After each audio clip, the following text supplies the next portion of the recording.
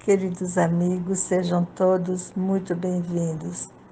É realmente com grande prazer que estamos levando um pouco da experiência da comunidade Bahá'í de Brasília com o Fireside, que funcionou durante muitos anos aqui, graças a Deus, com bons frutos, para a comunidade nacional ou aqueles que estão participando nesta palestra.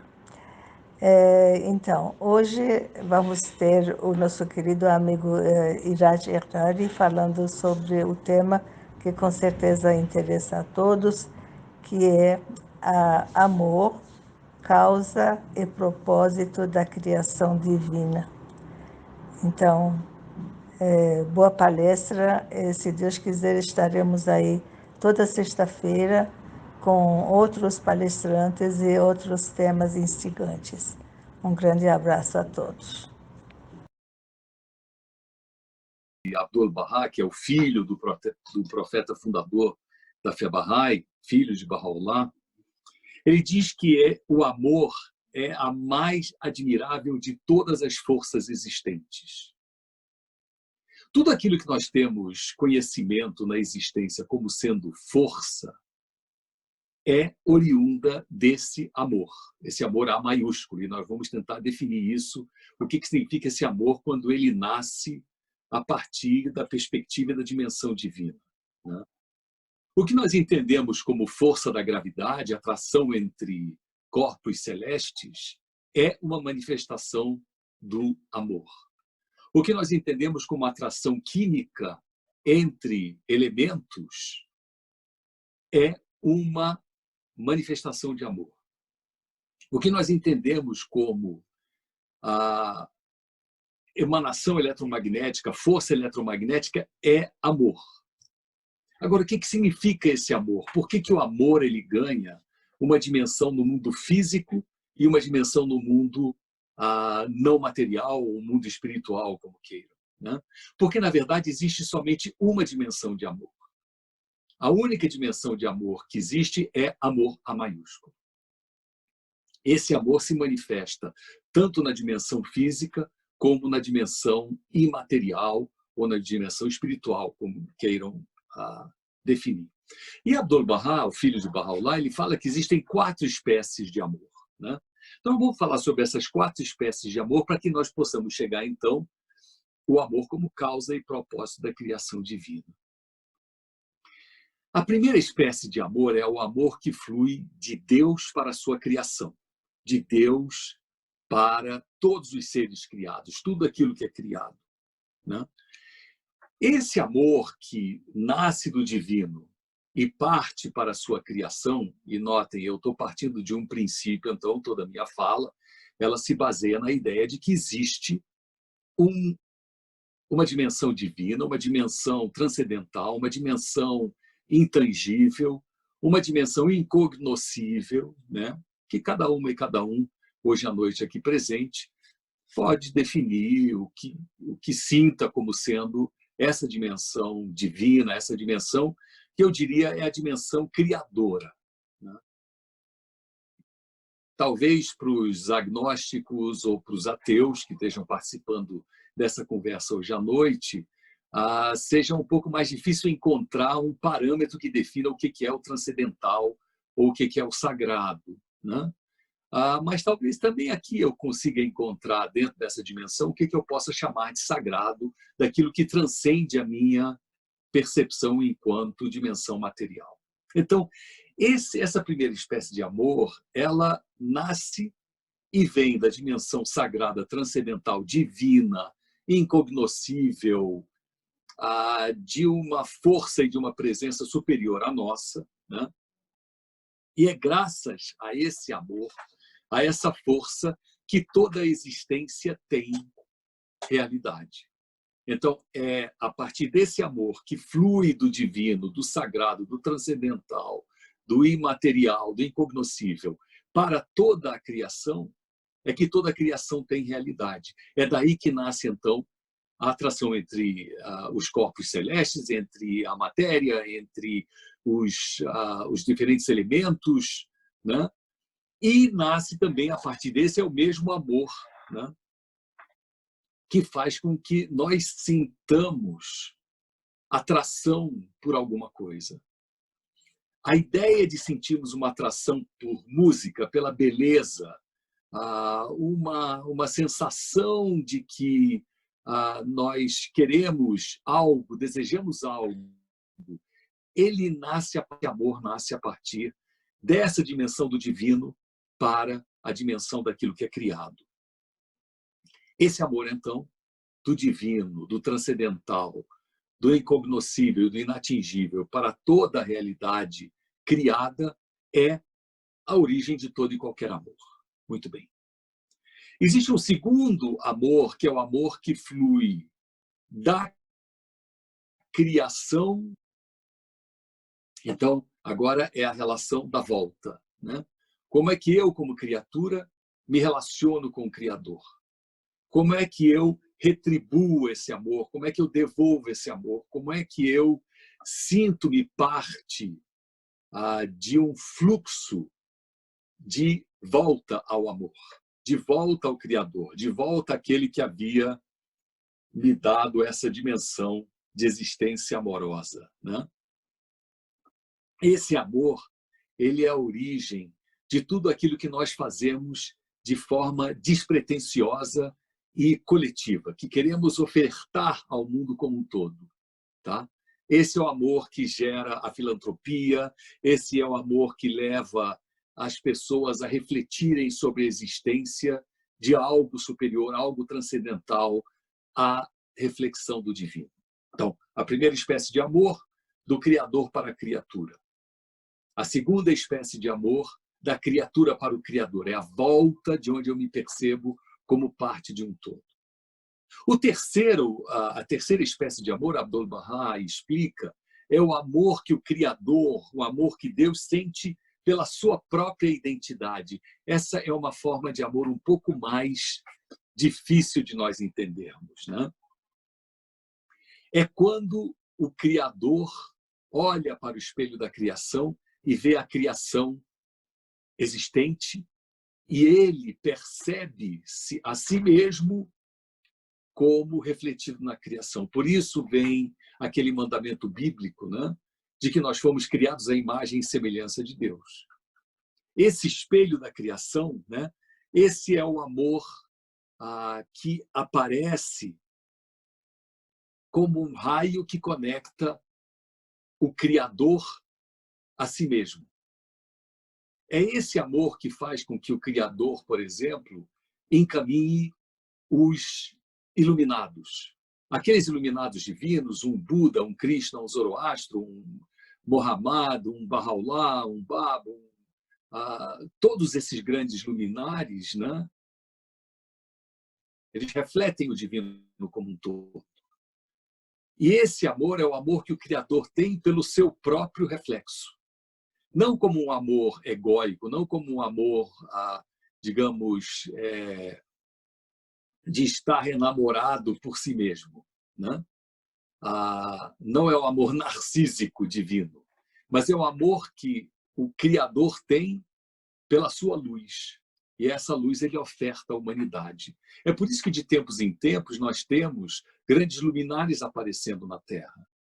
Porque esses luminares são fruto desse amor que o Criador tem pela sua própria luz. E ele oferta essa luz, conexão com esses luminares, com esses seres iluminados que nos trazem a divindade. E a quarta espécie de amor é o amor dos seres humanos pelos próximos seres humanos, pelo seu próximo, né? Agora, esse amor tem um grande mistério. Esse amor só tem sentido quando eu vejo o outro como reflexo do divino. Quando eu percebo que o outro é um reflexo do divino, daí então eu me enamoro pela imagem do outro, eu me enamoro por todos os seres humanos, porque eles são reflexos do divino. Esse amor, quando exercido nessa forma apropriada, digamos, da imagem e semelhança de Deus, da imagem e semelhança do Criador, é que nos torna unos. Esse é um amor que nós estamos começando a experimentar agora, nesse momento de coronavírus, nesse momento de grande sofrimento da humanidade. É quando nós nos dispomos a ofertar uma cesta básica para alguém que nós nem conhecemos, porque nós amamos aquele ser como uma criação divina e dizemos, não pode sofrer, não deve sofrer. Eu vou ofertar daquilo que eu tenho para que alguém não sofra, né? Quando esse amor ele nasce dessa forma, como ele surge a partir desse oceano do amor divino, do reflexo do divino, ele é um amor que tem realidade. Dos seres humanos pelos seres humanos. De cada humano pelo seu próximo. No entanto, o outro amor humano, quando ele é baseado somente em questões egóicas, em questões pessoais, privadas, né? Ele é um amor que é fadado a terminar, né? É porque ele é simplesmente baseado em desejos, em quereres. Ele é baseado na minha própria imagem. Eu me vejo refletido no outro. E daí, então, eu me enamoro pelo outro, né? Uma questão psicológica que nós já conhecemos, né? E que a psicologia nos ajuda muito, que é o fenômeno da projeção, né? Eu projeto a mim mesmo no outro e me enamoro pela minha própria imagem, né? Aí sim é o amor narcísico, né? Então, nós estamos falando de 4 espécies de amor que todas elas estão fundamentadas no divino. O amor do divino, do Criador, pelos seres humanos. O amor dos seres humanos pelo seu Criador. O amor do divino por si próprio, pela sua luz, e por isso ele irradia essa luz a toda a criação. E o amor que os seres humanos sentem um pelo outro, uma pela outra, uns pelos outros, porque vem o divino refletido naquela outra criatura. Nós estamos falando dessas 4 espécies de amor, tá? Agora, vejam só que interessante. Quando eu exerço inicialmente, qual é o primeiro amor que eu conheço? O primeiro amor que eu começo a conhecer é o amor meu como ser humano por outro ser humano, porque esse ser humano é um reflexo do divino. Eu começo a entender o divino a partir do outro. Por isso que a alteridade ela é tão fundamental na nossa existência humana. Por isso que o outro é tão importante na nossa vida. Para que nós possamos conhecer o amor de Deus, para que nós possamos conhecer o amor do Criador por todos nós, eu primeiro preciso conhecer o outro. E é a partir do outro que eu conheço o reflexo do divino. E é no outro que eu vejo esse reflexo divino e eu posso começar, então, a perceber o que significa a própria existência divina, né? Agora, é interessante ver como nasce a ideia da criação, né? Se nós dizemos que todas as forças existentes, né, todos os poderes existentes na criação material e naquilo que é o imaterial, né, são fenômenos, todas as forças, poderes, né, nascem desse amor universal, desse amor divino, que foi ofertado à criação, né, nós somos frutos desse amor. Bahá'u'lláh, o profeta fundador da religião Bahá'í, ele diz que, como se ele estivesse expressando as palavras de Deus, ou a expressão divina, né? Ele diz que, velado em meu ser imemorial, e na eternidade antiga de minha essência, quando Deus se encontrava, ele com ele mesmo, na sua essência, ele diz, conheci meu amor por ti, e assim te criei. Vejam, se há... E aqui eu tenho que fazer um parênteses para nós podermos também entender o que significa isso. Será que havia algum tempo em que não havia criação? Isso seria, de certa forma, um contrassenso, porque não há criador sem criatura, né? Então, segundo a percepção Bahá'í, a criação sempre existiu, né?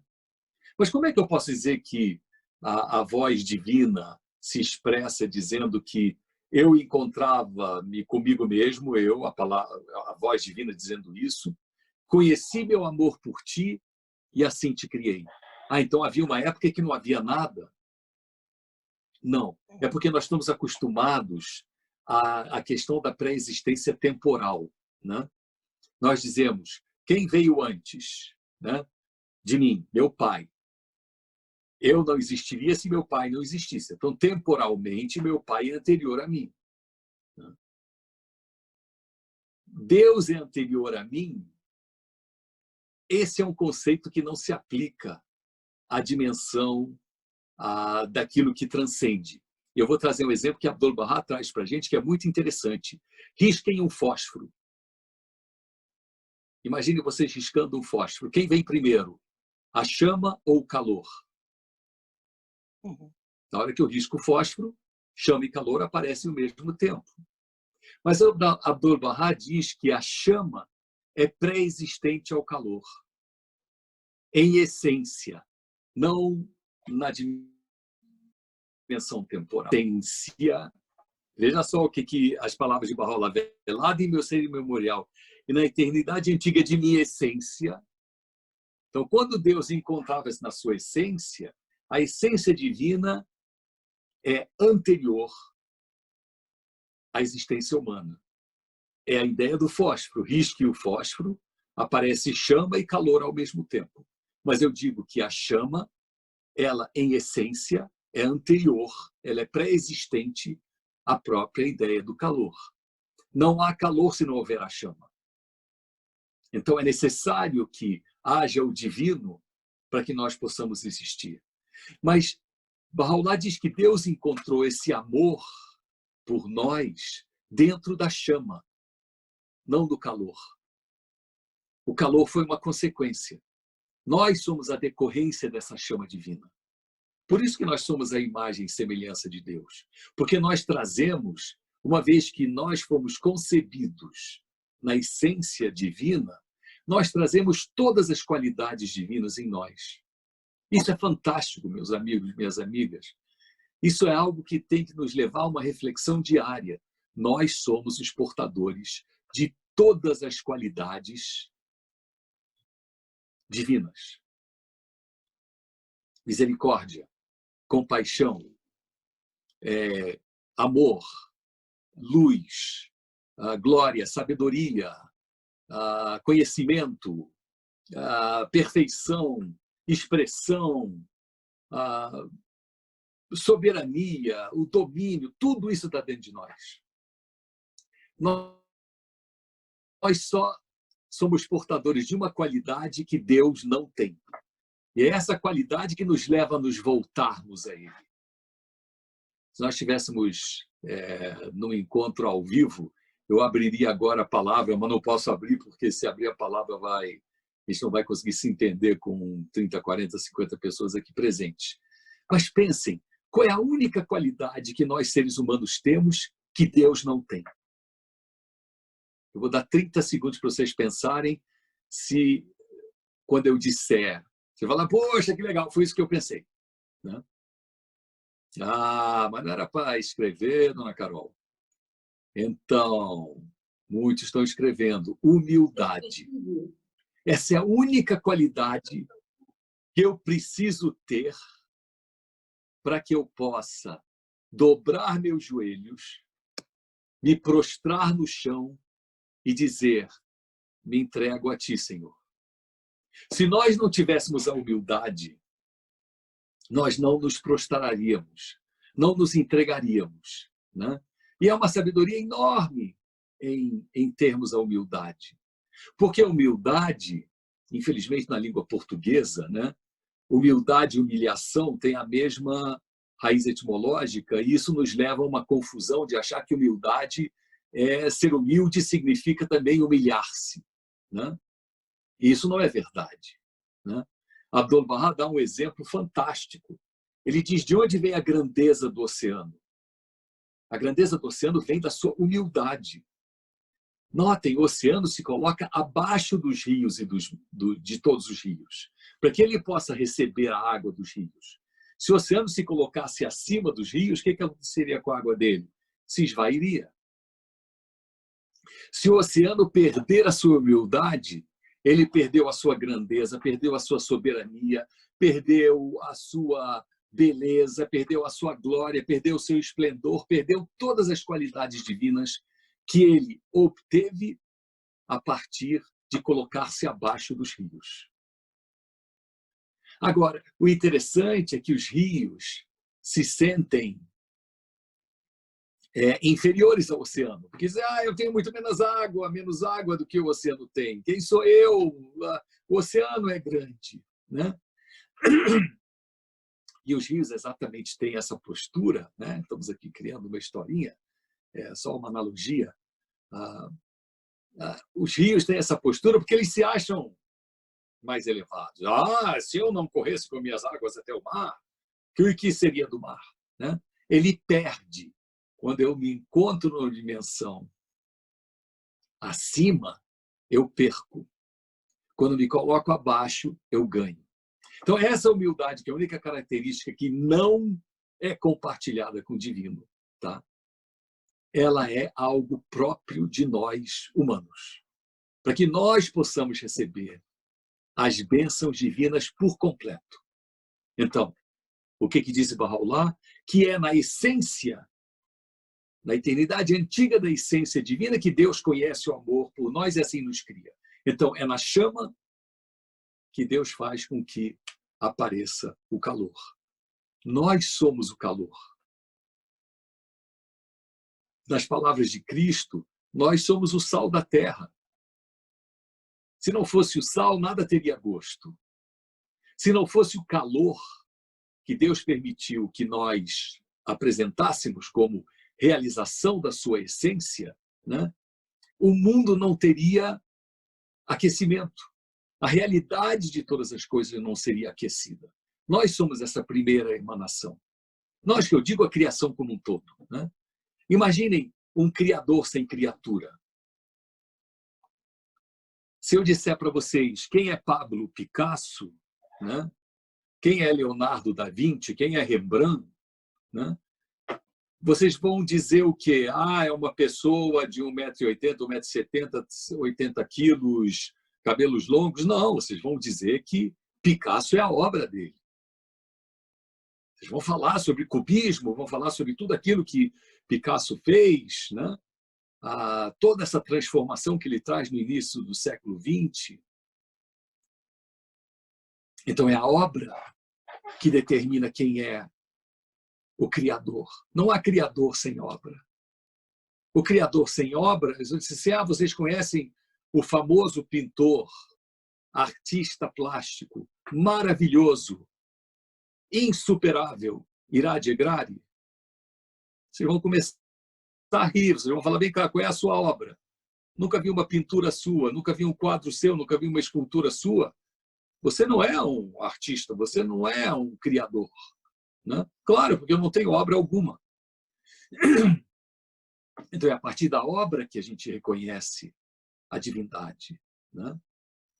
Por isso, por exemplo, que a natureza, trazendo um assunto que também nos é muito caro como brasileiras e brasileiros, né?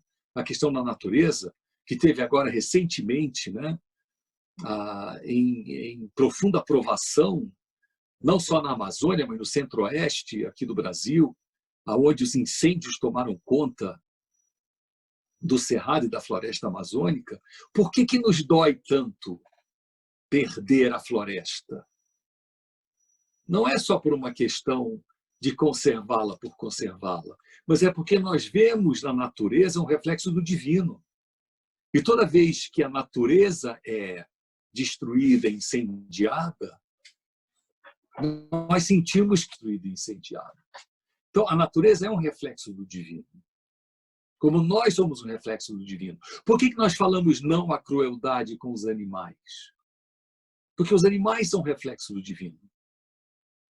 E pior, nem a natureza, nem os animais, quando são torturados, né, pelas ações humanas, eles não podem ir, como diz Abdu'l-Bahá, a um juiz reclamar os seus direitos. Nós, humanos, se formos atormentados por alguma injustiça, a princípio, né, nós temos o direito de irmos até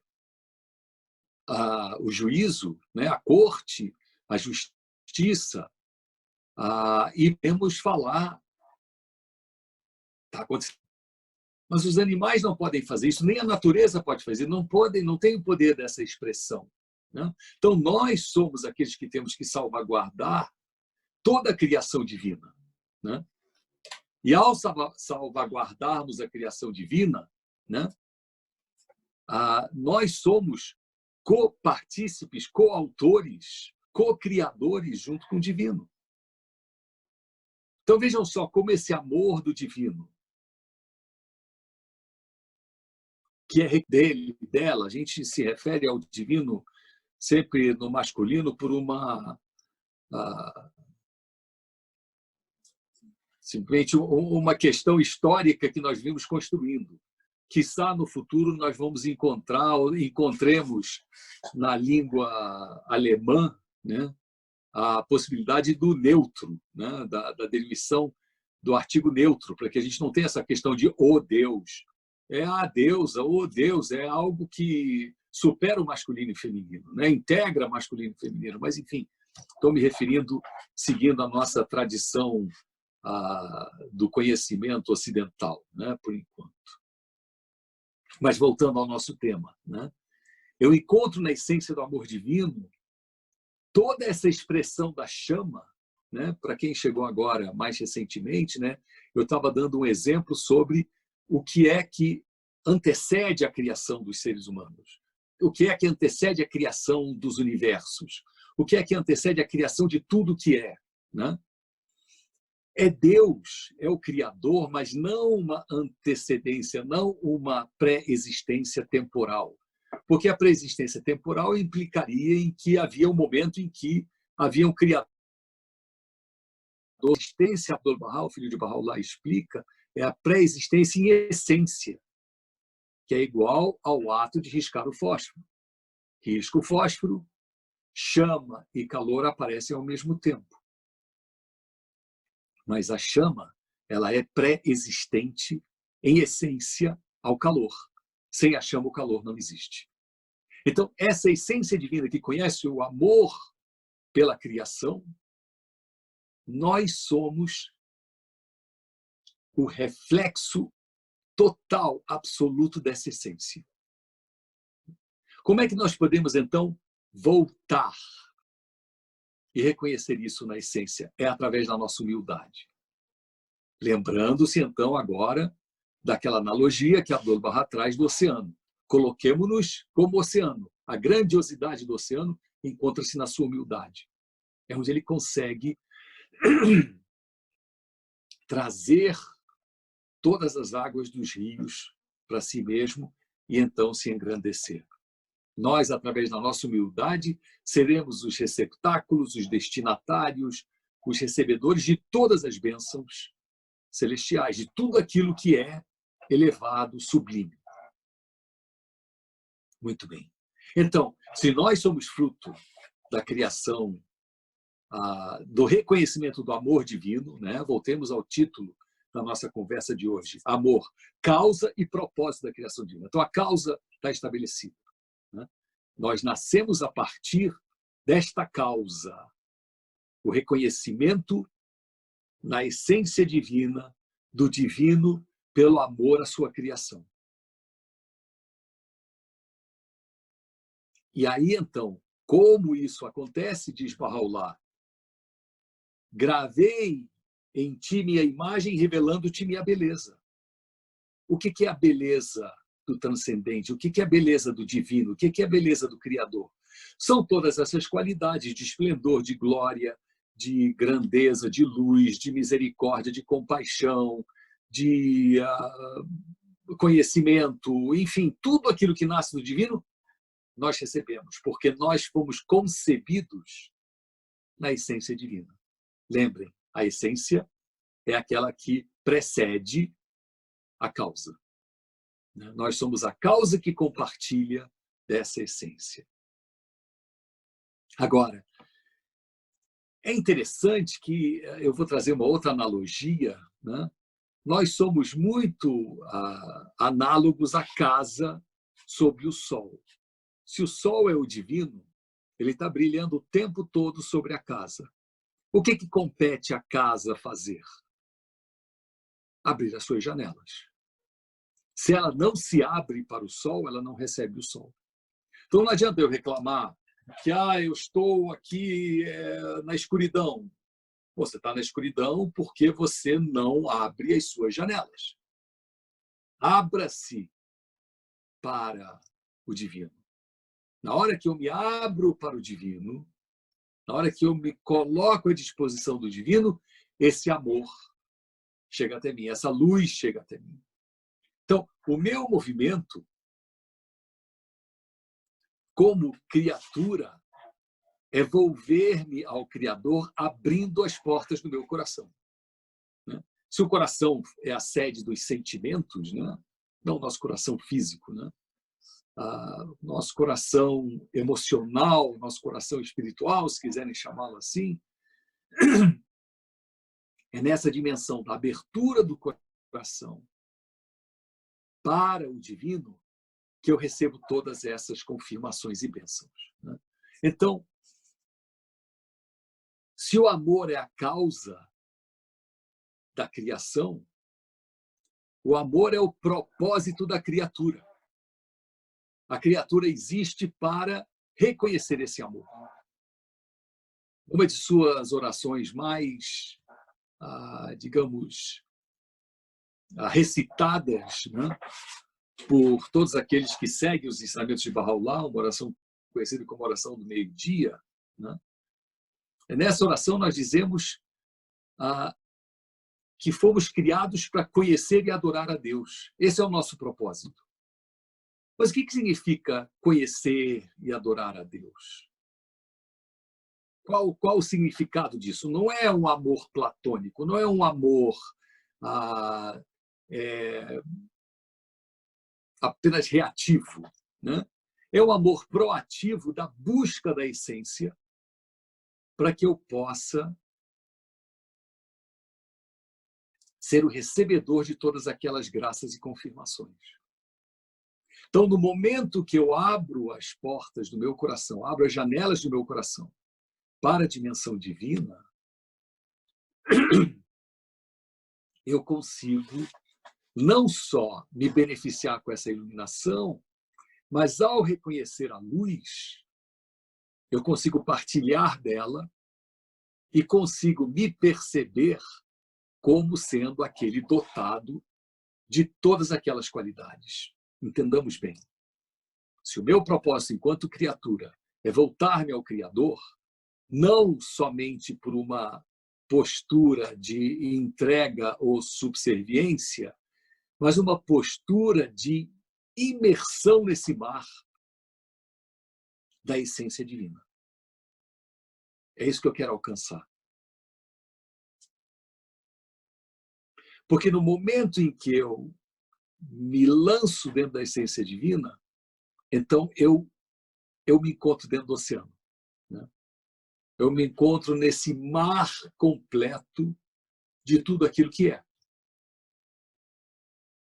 É por isso que Bahá'u'lláh, em um de seus escritos, ele destaca um pensamento muito interessante que vem de uma outra colocação, mas ele diz: eu peguei emprestado isso porque aqui cabe muito bem.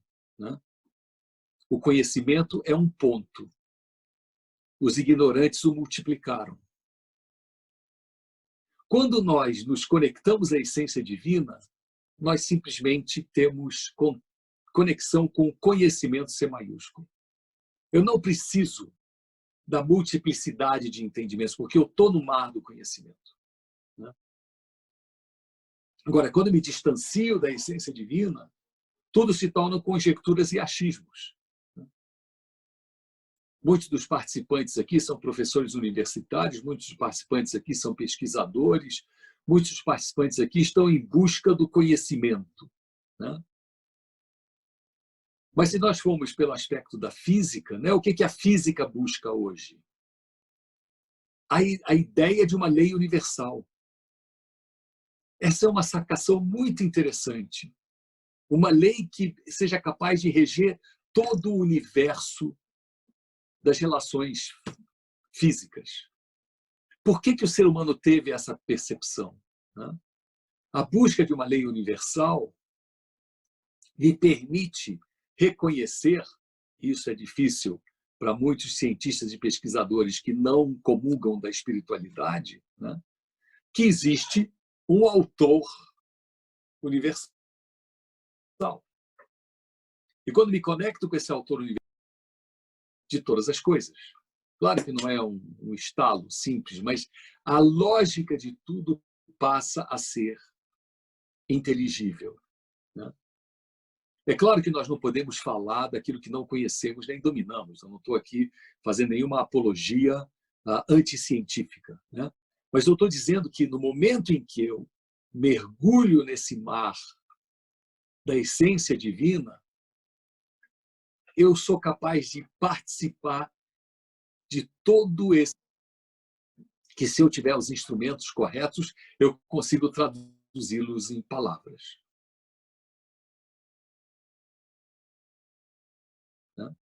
Então, a linguagem científica da física ou da mecânica, ou faz de entender que existe um Criador e que esse Criador ele tem uma essência e que nessa essência encontra-se a realidade de todas as coisas. Então, se eu não abro as minhas janelas do coração, as portas do meu coração, a iluminação divina, eu não vou receber essa iluminação. Eu só recebo se eu me abrir. Esse ato de abrir-me é esse ato de entrega. É esse ato de volver-me ao Criador. E aí eu entendo qual é o propósito do amor. O propósito do amor é conectar-me ao meu Criador. É permitir essa volta. Se não houvesse esse elo de amor, nós seríamos seres absolutamente inanimados, né? Até uma pedra, ela tem um conhecimento do amor muito maior do que aquele que não reconheça a possibilidade dessa volta, né? Porque a pedra conhece o poder da coesão. O vegetal conhece o poder do crescimento. O animal conhece o poder do movimento e das sensações, né? Mas nós, como seres humanos, temos um desafio maior de entendermos o poder da conexão com o divino, de nos reconectarmos com o nosso Criador. Muito bem. Agora, para que nós possamos, e eu vou finalizar aqui então essa nossa reflexão, né? Para que nós possamos mergulhar nessa dimensão do divino, né, eu preciso, parece um paradoxo, abandonar tudo aquilo que é da matéria. E tem muita lógica isso, né? Bahá'u'lláh diz que nós temos que abandonar a nós mesmos para que possamos encontrar o divino. Porque se eu estiver apegado aos meus quereres, meus desejos, minhas satisfações, minhas ideias, né, eu não consigo perceber o divino. Eu vou deixar o divino escapar. Então eu preciso abandonar a mim mesmo. Mas o que significa abandonar a mim mesmo? Não é tirar a minha vida, né? É abandonar os meus desejos. É interessante, né? Nós nascemos nesse mundo nos primeiros segundos, ou no primeiro segundo, com uma expressão do desejo. É a primeira expressão de desejo que nós temos quando chegamos a esse mundo. A turma que é rápida em digital pode começar a dar algumas ideias. É a nossa primeira expressão. Ar. Eu quero oxigênio, eu quero ar, né? Então, o meu pulmão infla, entra o ar lá dentro, eu começo a gritar e eu quero mais ar e mais ar e mais ar, porque eu preciso respirar, né? Logo depois vem a segunda expressão de desejo. Eu quero mamar. Eu quero comida. Está faltando comida. Tinha um cordão umbilical, agora tirar esse cordão umbilical, não estou mais me alimentando. Cadê comida? E eu quero me nutrir. Eu quero calor. Eu quero ser agasalhado, estou com frio. E tudo isso são expressões de desejo que vão aparecendo uma atrás da outra. E nós somos uma fábrica de acúmulo de expressões de desejo. Depois que eu consegui todas essas expressões de desejo, depois, então, Freud traz para a gente uma série de outras expressões de desejo que vão somando, se somando e somando, né? Até o ponto que nós chegamos em expressões de desejo mais complexas, né? Eu quero uma casa, eu quero uma família, eu quero um lar, eu quero um carro, eu quero... E são expressões de desejo. Eu quero uma profissão, eu quero dinheiro, eu quero sobreviver, eu quero... Tudo expressão de desejo. E nós vamos nos tornando escravos dessa realidade material. Talvez alguns se perguntem, mas então por que fomos criados assim? Não seria muito mais fácil que Deus tivesse nos criado já diretamente como espíritos? Não teria esse problema de passar por essa fase absurda que é a criação física e dependemos do mundo físico, né? Mas qual é a nossa grande provação nessa realidade física que vivemos? É nos desprendermos dela. Esse é o nosso grande teste. De novo vem o coronavírus para nos ensinar algumas coisas.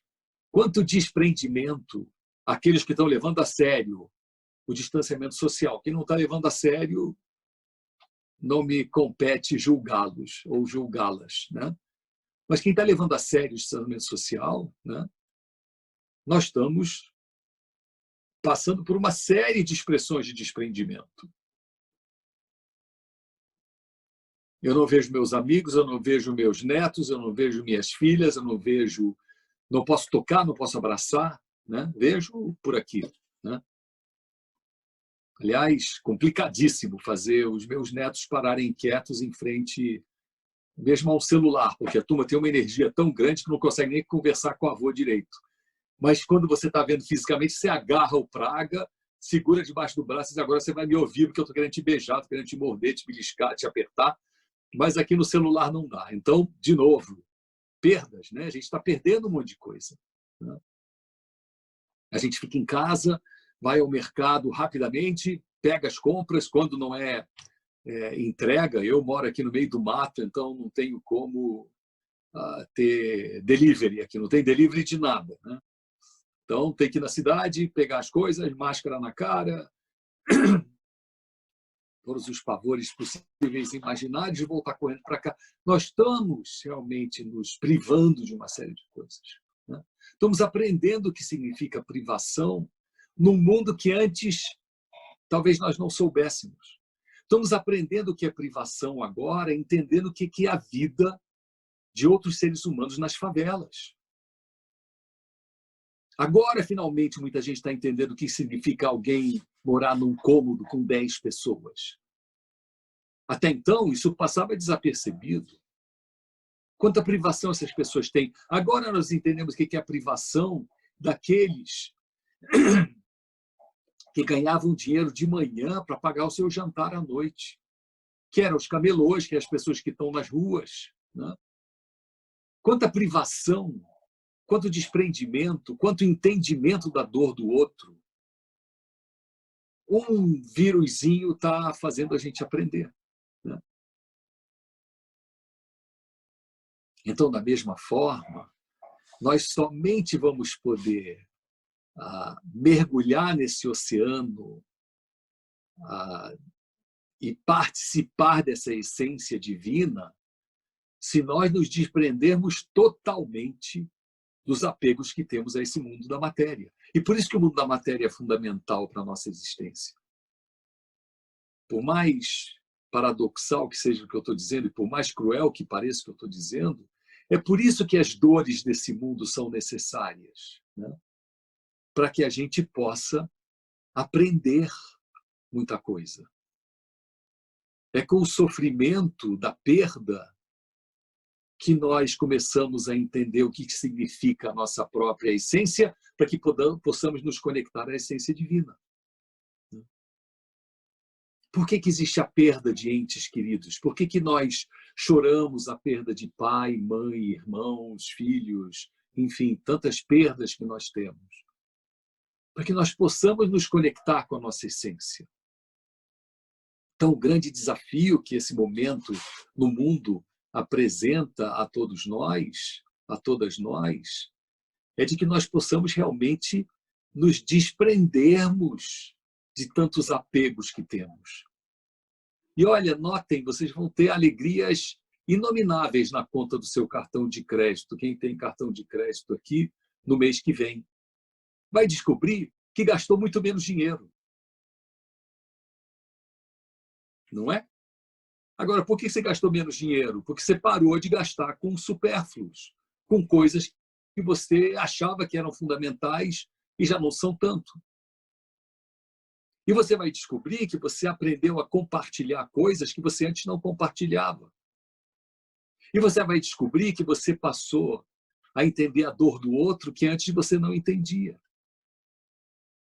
Isso tudo vem ao nosso benefício, né? Então, abandonar esse mundo mortal não significa partir desse mundo no sentido da morte física, mas é não se tornar escravo desse mundo. Quando você não se torna escravo desse mundo, você conhece o verdadeiro amor divino. E Bahá'u'lláh vem ao nosso socorro e à nossa iluminação com outro pensamento fantástico. Ele diz que sábio é aquele que no mar se acha seco. Aquele que no fogo esfria. O que significa isso? No mar eu me achar seco. Ou seja, eu não me deixo molhar pelo mar. Eu uso o mar como um meio para eu poder me locomover. Poder nadar, poder, enfim, seguir adiante. Mas eu não me deixo contaminar, não me deixo molhar. O fogo eu uso para todos os outros propósitos, mas eu não me deixo queimar. Então, será que nós podemos viver nesse mundo sem nos deixarmos contaminar pela materialidade do mundo? Bahá'u'lláh diz que sim, é possível. E quando você faz isso, né, você se torna apto, diz Bahá'u'lláh, a trilhar o caminho do amor. Quando você abandona esse mundo mortal, né, quando você se livra dos apegos e dos laços que te prendem a esse mundo da matéria, você é capaz de abrir as portas e janelas do seu coração, receber a iluminação divina, e ao receber isso, nessa posição de humildade, você partilha de toda a potência dessa essência divina. Daí você entende qual o seu propósito. É de se tornar co-criador junto com o divino de tudo aquilo que existe nessa e em outras criações, né? Porque aí nós nos tornamos elementos que partilham de um processo que não tem fim. Se nesse mundo material, né, nós existimos como aqueles que são os guardiães da natureza, né, para que ela se preserve, da natureza como um todo, seja fauna, flora, etc., né, e para que futuras gerações sempre possam partilhar daquilo que é a expressão do divino, que é a natureza, que é a vida da natureza. Bahá'u'lláh diz que a natureza é uma expressão do divino. No outro plano de existência, olha que papel Bahá'u'lláh nos dá. Ele diz que nós passamos a ser o fermento que leveda esse mundo daqui. Que as artes, as ciências, o progresso humano, ele é fruto dessa intervenção da nossa existência no próximo plano de existência, que não é material, né?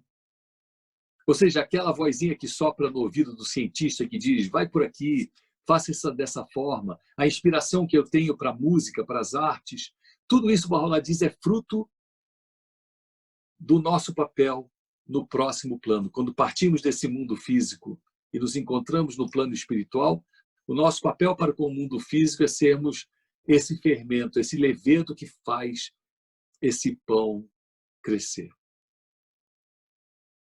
Então, é fantástica o nosso papel nesse mundo, né?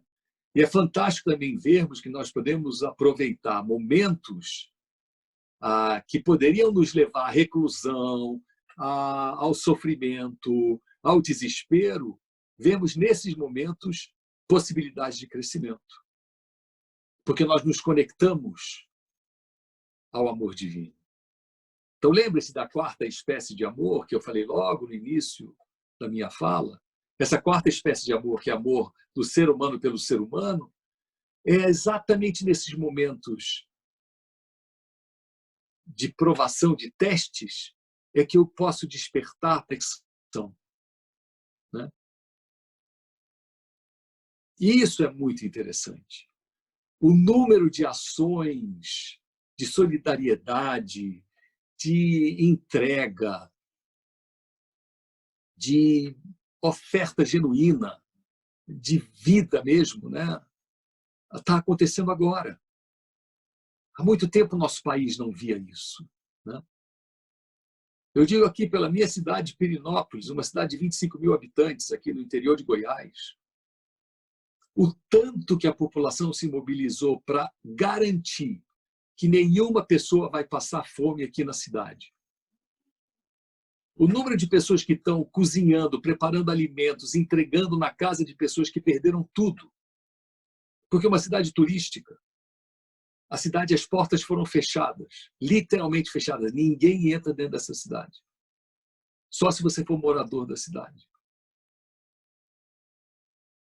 E uma cidade que vive do turismo, como que você faz com o pessoal que trabalhava em pousada que foi demitido, o pessoal que trabalhava em restaurante que foi demitido, o pessoal que trabalhava nos cafés maravilhosos que Pirenópolis tem, que perderam tudo, fechou tudo. Não há mais movimento. As pessoas começam a entrar em desespero. O que dizer da faxineira que fazia faxina nas pousadas, da arrumadeira que fazia a arrumação de pousada, de hotéis e tudo isso acabou, da noite para o dia acabou. Mas a população se mobilizou. O que dizer dos idosos que têm dificuldade em sair de casa para ir pegar um remédio na farmácia? A população se mobilizou.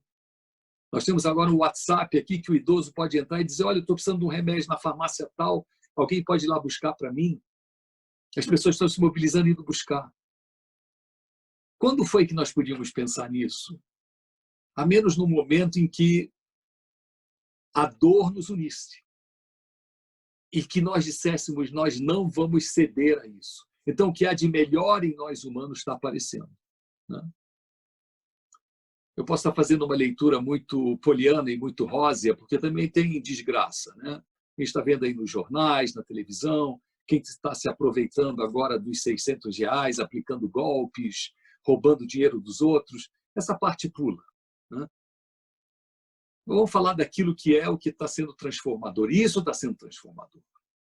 Porque nós estamos vendo no outro o reflexo do divino. Não é por culpa que nós estamos nos movendo. Prestem bem atenção nisso. Nós estamos nos mobilizando porque nós sentimos que o outro não merece sofrer. E nós não queremos que isso aconteça. E daí, então, todos se unem. Porque vem do outro reflexo do divino. É esse amor que é causa. E então, vem agora, é propósito. É esse amor que nos conecta. Então, que possamos agora, com essa experiência que a humanidade está passando, né, chegarmos ao outro lado dessa experiência chamada coronavírus, Covid-19, né? Chegamos do outro lado, ao final dessa trajetória tão dolorida que está sendo agora, para a gente, ainda vai piorar muito aqui no Brasil, infelizmente, mas em outros países da Europa, como Itália, Espanha, um sofrimento indizível, Irã, China, mortes e mortes e mortes, né? Que nós cheguemos ao outro lado conscientes da nossa unicidade como seres humanos e conscientes de que nós não propósito a não ser cooperarmos e trabalharmos em absoluta união. Que criamos uma única humanidade. Esse é o propósito. Esse é o nosso propósito nesse mundo. Nós sermos o levedo que fermenta esse mundo, né? Pessoal, acabei falando mais do que eu havia previsto. Eu havia prometido 30 minutos, virou 45. Mas eu sei que é difícil a gente abrir para perguntas, eu sei que é difícil ter um diálogo, né? A gente acaba sendo muito unilateral, né? Eu só falando. Mas talvez a gente possa até inovar um pouquinho aqui, se alguém quiser, pelo chat, né? Lançar alguma pergunta. A Ana Paula, que está com o computador, consegue ver melhor tudo. Eu só vejo uma observação aparecendo e desaparecendo na tela do meu celular. Então, aí a gente pode também seguir por perguntas. Perguntas, comentários, enfim. Mas não mais do que 3. Tá? Não temos tempo. Quantos participantes a gente tem, Ana Paula? Só para a gente fazer a contabilidade geral aqui. 58 nesse momento agora, mas tem pessoas que estão com 2, às vezes até 3 pessoas na mesma conexão, né? Legal. Então, com 58 não dá para todo mundo falar. Então, se houver gente que queira fazer algum comentário, abrimos para 3 comentários e depois nos despedimos. Pode ser assim, Ana Paula e Dona Guide, vocês que são as... Iradiano, muito obrigado realmente pela belíssima palestra.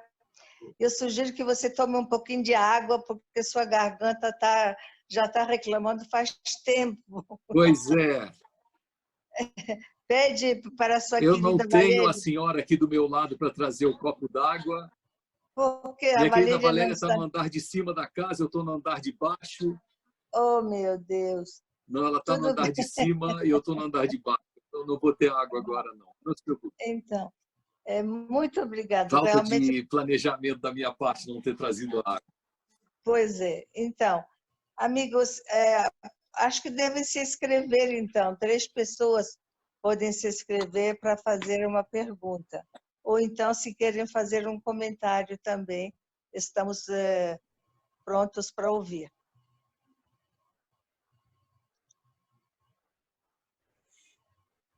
Ouvir, não, estamos prontos para ler.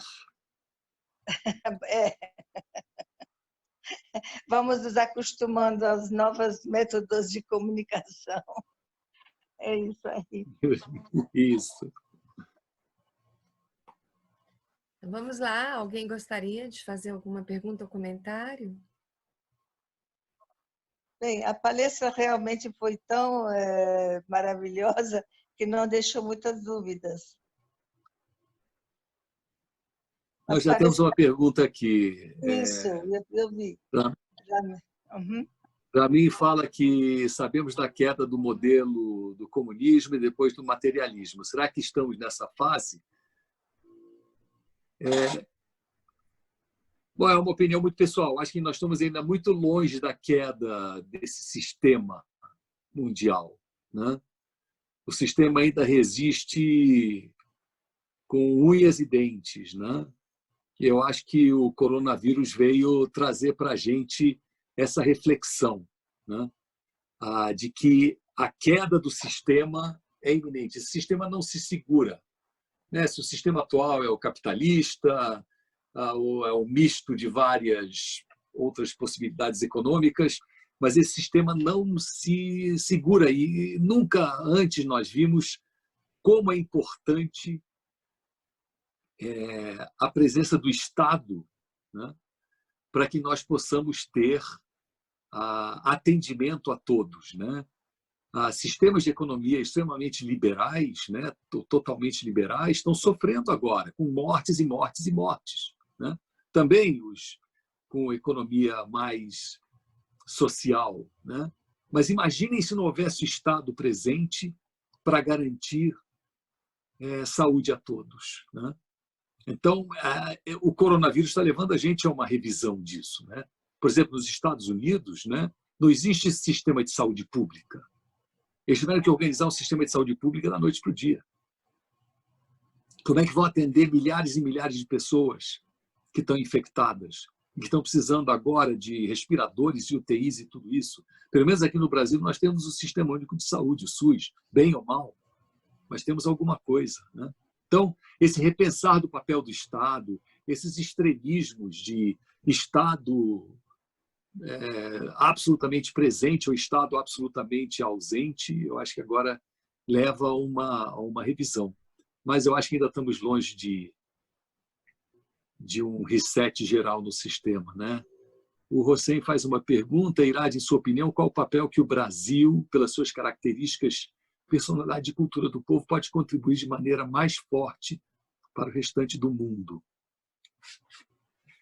Eu diria, Hossein, que o grande papel que nós temos do Brasil, né, e que ainda não é reconhecido pelos próprios brasileiros e brasileiras, é a riqueza da nossa diversidade, né, e a importância que nós tenhamos um país onde toda essa diversidade encontre expressão, né?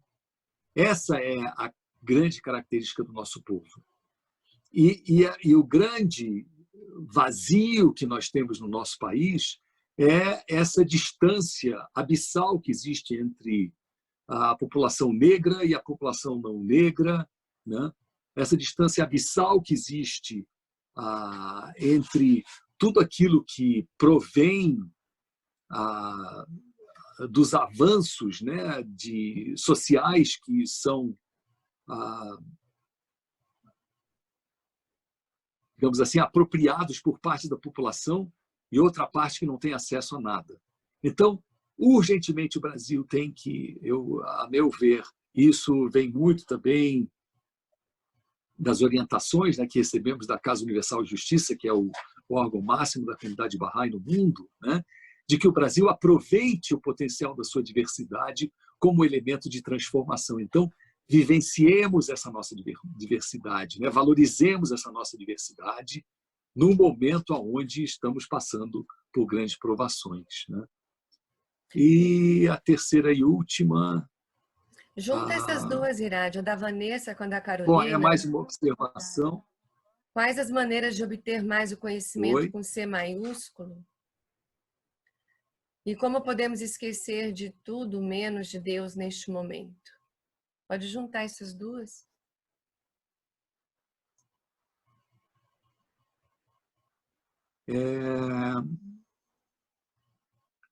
Bom, vamos começar de trás para frente, né? Seria, então, essa última colaboração, né, do pessoal aí com uma pergunta.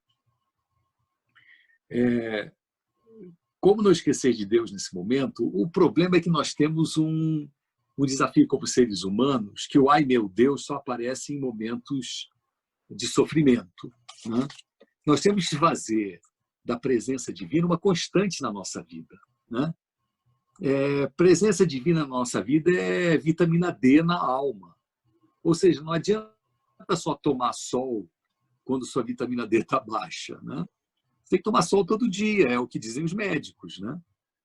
O teu sistema tem que estar sempre nutrido e alimentado. Então, nosso sistema espiritual, né, ele tem que estar sempre nutrido e alimentado. Então, precisamos orar todos os dias, independentemente de ter desgraça ou não ter desgraça na vida. Nós precisamos ler as Escrituras Sagradas e refletir sobre elas todas as manhãs e todas as noites, tenhamos ou não desgraça à frente, né?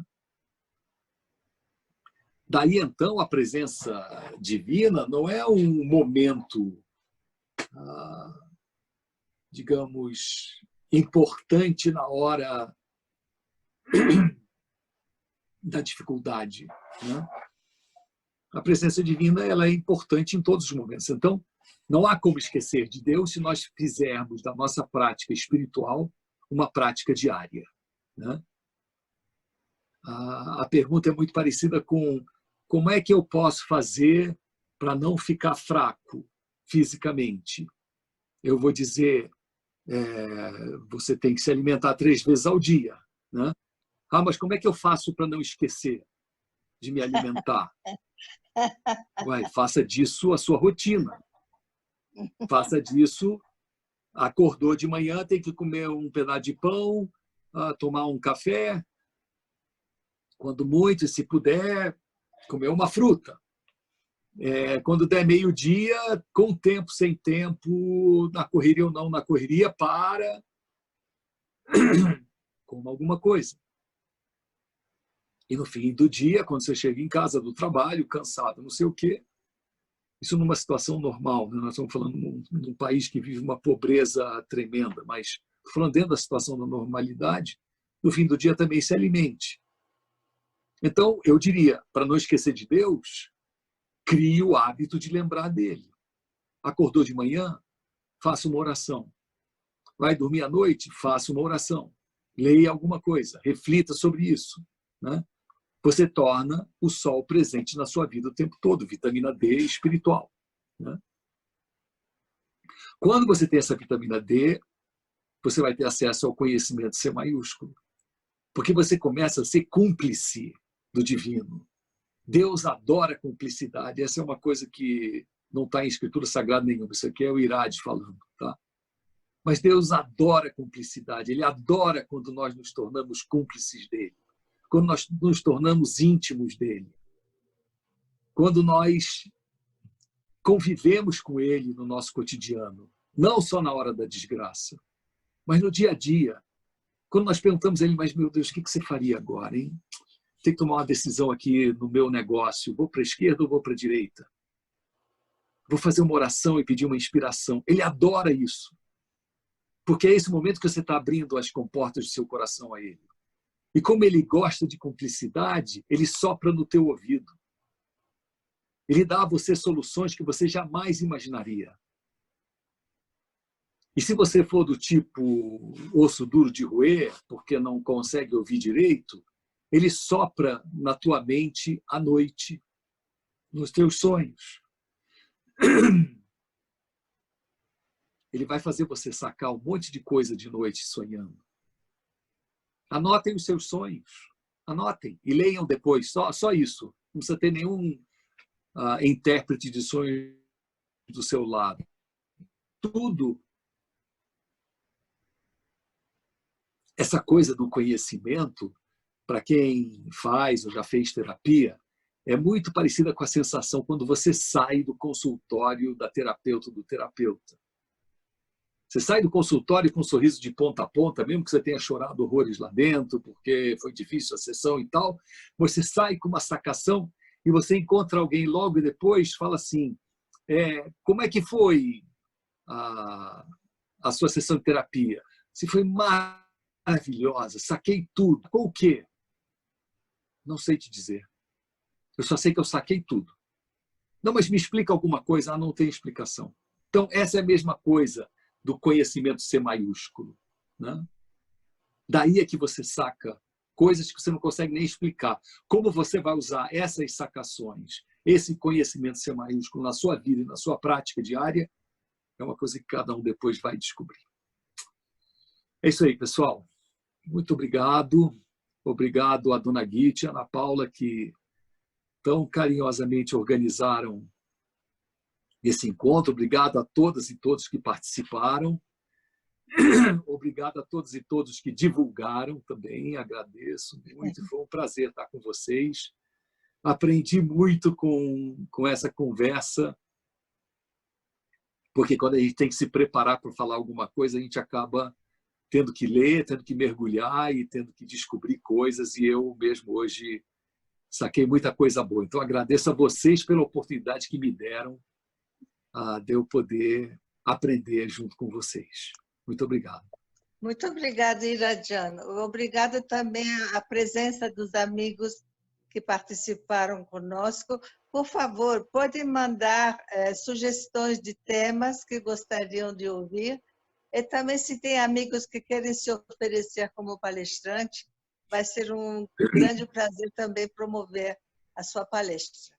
Então, se Deus quiser, vamos nos encontrar semanalmente e convidem seus amigos também. Um grande abraço a todos e até breve. Boa noite a todos, gratidão pela presença, gratidão, Irade, Dona Guite. E até sexta-feira que vem. Se Deus quiser. Boa noite. Obrigadão. Obrigada. Até logo, gente. Valeu. Tchau, Boa tchau. noite. Tchau, tchau. Tchau, tchau. Tchau, tchau.